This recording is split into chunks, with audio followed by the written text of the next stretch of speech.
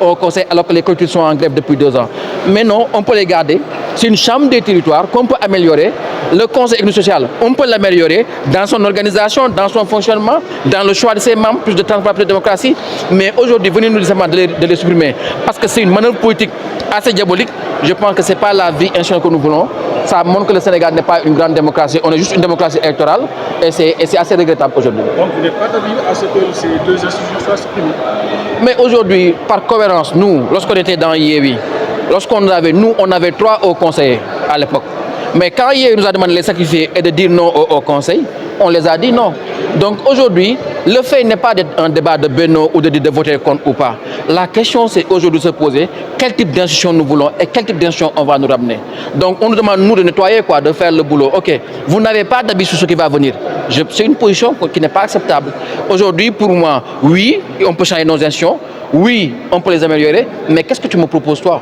Aujourd'hui, moi, sur ce débat-là, j'ai envie de m'abstenir parce que je me dis qu'aujourd'hui, tu veux enlever, on l'avait dit, faites-le. Mais qu'est-ce que tu proposes aux Sénégalais? Et je pense que c'est une posture qui est bien dommageable. On ne peut pas débattre alors que les gens oublient que nous avons un quinquennat. C'est très court et il faut qu'on aille vite sur certaines choses. Et si vous arrivez à l'Assemblée soit dissolue? Mais arrêtons avec ce débat de la dissolution, quoi. Moi, j'entends certains journalistes, certains chroniqueurs en faire un débat des députés. Ils ont des crédits, Mais la vérité, c'est que admettez qu'on n'en a rien à cirer que l'Assemblée soit dissoute ou pas. Il faut arrêter ce débat-là. Ce n'est pas un débat de personne. Les élections législatives, c'est des élections de confiance. À chaque fois qu'un régime est élu, on demande la confiance au peuple. Mais c'est arrivé en France, tu peux être élu président et ne pas avoir la confiance du peuple. Ce qui se passe aujourd'hui, c'est qu'on est passé du septennat au quinquennat. Les élections législatives étaient positionnées à mi-mandat. Ce n'est pas la bonne position pour les élections législatives. Il était évident que n'importe quel régime qui arrive va repositionner les élections législatives pour que ce soit des élections de confiance. Il y a un président qui est élu, mais il ne peut pas être en cohabitation avec un régime. Ce n'est pas ce que les Sénégalais ont choisi. Les Sénégalais n'ont pas choisi la cohabitation, ils ont choisi un nouveau régime. Il faut leur demander maintenant quel type de relation qu'ils veulent entre l'institution parlementaire et le président de la République. Donc il faut donner la parole au peuple. Donc des élections législatives s'imposent. Ce n'est pas une affaire de députés, de partis ou de coalition. C'est une affaire institutionnelle, c'est une affaire démocratique.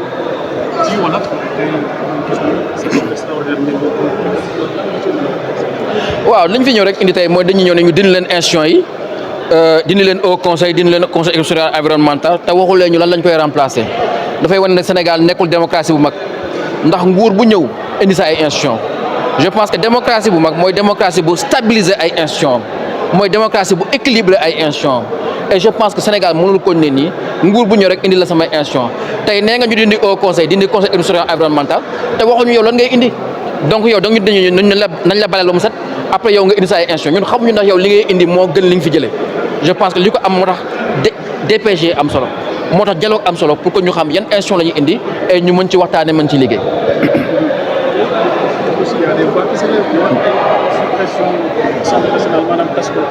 waaw dégg naa ñu ngi dégg wax yëpp defe naa li ci gën a naqari mooy ñun député yi da ngay dégg naan da ngeen am ay bor ak seen carrière politique mais élection législative yi ñëpp xamoon nañ lay am après l' élection Sénégal dafa jóge septennat wàcc quinquennat mais élection législative du élection mi-mandat comme ni mu amee woon ni résultat bi ñu am bii passé si Macky bu doon début mandat duñ ko am mais élection yi li mu nekk mi-mandat moo tax et dafa nekk élection bi ne dafa nekkoon deuxième tour élection législative yi moo tax ñu bëri mën a jàll donc élection yi dafa war a ñëw juste après la présidentielle parce que élection de confiance Sénégal yi dañu tànn nguur gu bees mais li leen war a laaj mooy est-ce que da ngeen tànn cohabitation Sénégal tànnuñu cohabitation donc li leen joxaat kaddu ñu war a wax ni lan lañ bëgg a diggante nguur gi ak assemblée bi loolu moo tax élection législative nekk lu war évidence nekkul affaire u député wala affaire u prêt bancaire wala affaire u carrière politique non c'est une évidence institutionnelle et je pense que il faut qu'on aille à des élections législatives mais au bon moment c'est-à-dire après le budget.